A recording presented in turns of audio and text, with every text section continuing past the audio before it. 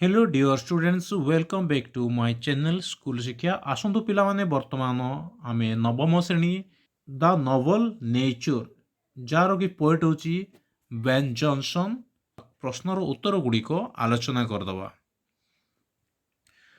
चलतु प्रश्नर उत्तर गुड़िक कौड़ी अच्छी रे ई अच्छी लेट्स अंडरस्टैंड द पोएम एडू आमर स्टार्ट होची पिले कौन अच्छी देखिबा एक नंबरटा what is not worthy in an oak आर अर्थ होची ओक गछर विशेषता कौन रही विशेषता तार विशेषत्व कौन माने कौन पाई से अधिक जनाशुना। तो उत्तरटी हेबो a pretty long life is not worthy in an oak गोटे सुंदर लंबा जीवन आउ किछि नहीं केवल सुंदर लंबा जीवन सेटा होची तार विशेषता। पुणी आमे दुई नंबर शिक्षा दुई नंबरटा अच्छी हु इज फेरियर किए अधिक सुंदर हु इज फेरियर एन ओक और ए लिली ओक गछ किंबा कई फूल जदि कई फूल होइथिबो ताहले काहींकि भी आपण दर्शेबे। तो उत्तर रे लिखिबे a lily is fairer it is so because it is the plant and flower of light. तापरे 3 नंबर को जीवा 3 नंबर कौन देची what ultimately happens to an oak oak गछर शेषरे कौन हुए शेषरे कौन हुए पिले उत्तर लिखिबे आफ्टर ए लॉन्ग लाइफ बहुत दिन बंची सारला परे ना an oak is reduced to a dry bald and wasted log of would बहुत दिन बंची सारला परे भी से शेषरे शुष्क होई रास्ता रे पड़ी जाए। 4 number is a man blessed with a long life and material prosperity जड़े व्यक्ति एक दीर्घ जीवन और वस्तुपाती समृद्धिर आशीर्वाद लाभ करिथाए कि is a man blessed blessed माने गोटे लोक आशीर्वाद नहीं आशीर्वाद with a long life and material prosperity material prosperity रो अर्थ होची वस्तुवादी समृद्धिर। तो उत्तर रे लिखिबे नो ही इज नॉट हैला तो नो ही इज नॉट एतिकी रे सरी जीवडा। तापर जीवा 5 नंबर what are your impression about the lily तो आर अर्थ अछि कई फूल विषय रे तुमरो धारणा कौन। उत्तर रे लिखिबे a lily is a flower known for its purity delicacy and whiteness तार स्वच्छता एवं सुंदर एवं व्हाइटनेस सफा सुतरा पाई बोली याकू जनाशुना। 6 नंबर कौन अच्छी can a short life be perfect which lines suggest this and how आर अर्थ कौन एक छोट जीवन यथेष्ट कि तापरे व्हिच लाइन सजेस्ट क्यों लाइन टी याकू सजेस्ट करूची। उत्तर लिखिए yes a short life can be perfect हाँ छोट जीवन यथेष्ट the line and in short measures life में perfect be suggested this it is said that a glorious hour of a man's life is wrought an age without a name। तापर हमें 7 number देखिबा तापर 7 number को जीवा 7 number टे देखिबा choose the best possible meaning of just just रो best possible माने बहुत भलो संभावना अर्थटी खोजिया पई कहिछि बा पसंद करिया पई चूज कौन कौन देछि ओनली ए शॉर्ट टाइम एगो रियली ए मोरल फेयर आरो एडा उत्तर हबो ओनली ए शॉर्ट टाइम एगो हबो राइट आंसर। तापर जीवा हमें परवर्ती प्रश्न देखिया परवर्ती प्रश्न एफ अछि let's appreciate the poem appreciate माने हृदय को हम करिया चलंतु एई पद्य को।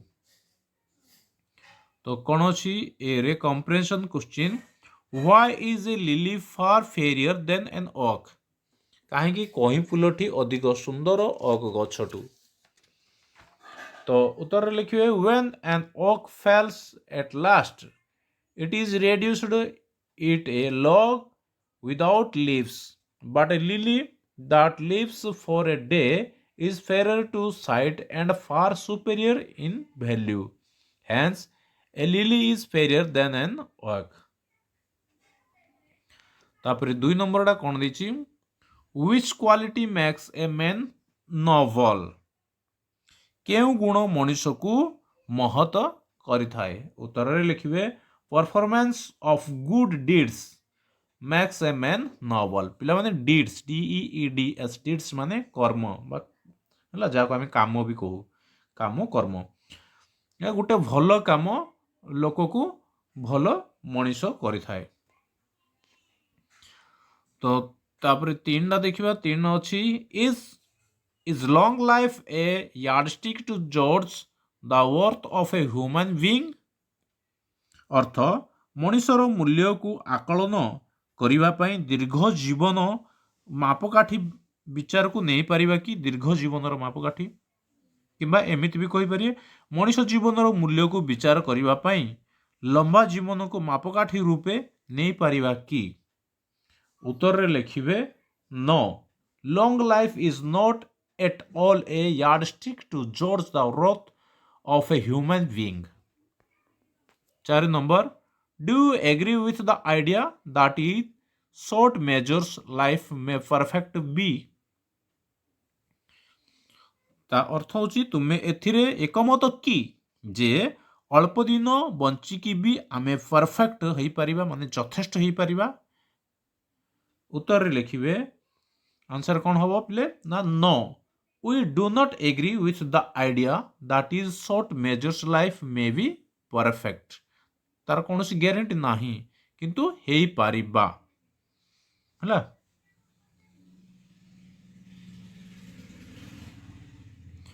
5 ନମ୍ବର ଅଛି କ'ଣ? Of a day that night smells short, what do this suggest? ଦେଇଥିବା ଶବ୍ଦ କେଉଁ ଅର୍ଥକୁ ସୂଚିତ କରୁଛି? କ'ଣ କ'ଣ ଦେଇଛି? Of a day that night smells short, what do these suggest? ଉତ୍ତରରେ ହେବ these suggest that the small and the short lived can be perfect. ଗୋଟେ ଛୋଟ ଅଳ୍ପ ସମୟ ବଞ୍ଚିବାର ଯିଏକି ବଞ୍ଚୁଛି ସେ ପରଫେକ୍ଟ ହେଇପାରିବ। ତାପରେ ବି କୁ ଯିବା। ବି କ'ଣ ଅଛି? read the last 4 lines of the poem and answer the following by choosing the most appropriate option given for each. ଚାରିଟାରୁ କୋଉଟା ଗୋଟେ ବହୁତ ଭଲ ଅଛି appropriate, most appropriate, ସେଟାକୁ ବାଛ। we see beauty is lily because ଆମେ କଇଁ ଫୁଲର ସୁନ୍ଦରତାକୁ ଦେଖିପାରୁ। କ'ଣ ପାଇଁ? ତାର ଉତ୍ତରଟା କ'ଣ ହବ? ଦେଖ ଅପସନ୍ 1 ରେ ଅଛି ଇଟ୍ ଇଜ୍ ସର୍ଟ ଲିଭ୍ଡ, ଅଳ୍ପ ସମୟ ବଞ୍ଚୁଛି ସେଇଥିପାଇଁ ସୁନ୍ଦର ଲାଗୁଛି କି? ନାଇଁ, ଏଇଟା ନାହିଁ। ଇଟ୍ ଇଜ୍, ତ ଏଇଟା ହବନି। It is the flower of light, ହଁ ଏଇଟା ଫ୍ଲାୱାର ଅଫ୍ ଲାଇଟ୍, ଆଲୋକର ଫୁଲ ହେଲା। ଏଇଟା ଆମର କ'ଣ ହବ ବୋଲେ ଏଇଟା ଆମର ଠିକ୍ ହବ। ତାପରେ 2 ନମ୍ବରକୁ ଯିବା। 2 ନମ୍ବରଟା କ'ଣ ଦେଇଛି? The poet's philosophy of life is that, ପୋଏଟ୍ର ଦର୍ଶନ, ଯେଉଁ କବି ଅଛନ୍ତି ଏଠାରେ ତାର ଦର୍ଶନ କ'ଣ? ଜୀବନକୁ ନେଇକି। ତ 1 ନମ୍ବରଟା ଦେଖିବା one must enjoy life to the fullest extent, ଏଇଟା ହବ କି? ନା ଏଇଟା ହବନି। one must make other happy, କ'ଣ ଜଣେ ଅନ୍ୟକୁ ଖୁସି କରିପାରେ? ଏଇଟା ବି ନାହିଁ। 3ଟା ହେଉଛି small things can make life beautiful, ଛୋଟ ଜିନିଷ small things can make life, ଜୀବନକୁ ଅତ୍ୟଧିକ ସୁନ୍ଦର କରିପାରେ। ତ 3ଟା ସେଇଭଳି ଯିବା। 3ର ଦେଖିବା କ'ଣ ଅଛି? In a phrase of the poem the poet suggest that short life, short ଲାଇଫ୍ର ଅର୍ଥ କ'ଣ? ସର୍ଟ ଲାଇଫ୍ର ଅର୍ଥ ସର୍ଟ ମେଜର, ଛୋଟ ମାପ, ନାଇଁ କି? ଛୋଟ ମାପ। 4ଟା ହବ ଆମର ସର୍ଟ ମେଜର।